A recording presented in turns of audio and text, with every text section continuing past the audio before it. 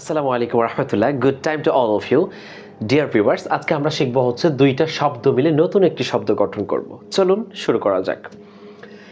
Hand মানে হচ্ছে হাত, আর সাম মানে হচ্ছে কিছু। তো দুইটা মিলিয়ে হচ্ছে হ্যান্ডসাম।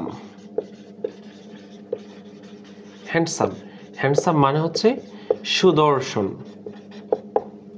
দেখতে পাচ্ছেন এগ, এগ মানে হচ্ছে ডিম। আপেল মানে হচ্ছে অ্যাপল। তাহলে ডিম এবং আপেল নিঃসন্দেহে না। এগ অ্যাপল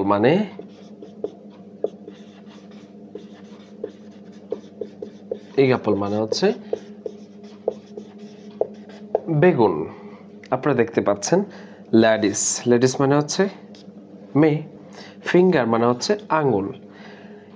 তো এই লেডিস ফিঙ্গার মানে হচ্ছে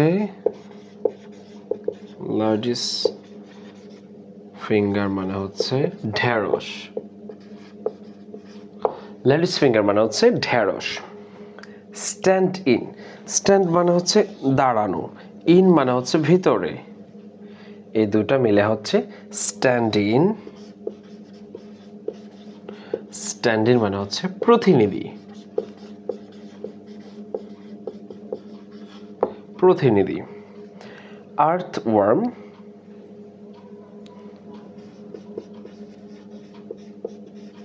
আর্থ মানে হচ্ছে পৃথিবী এবং ওয়ার্ম মানে হচ্ছে পোকা। তাহলে এই আর্থওয়ার্ম মিলে হচ্ছে কেঁচো।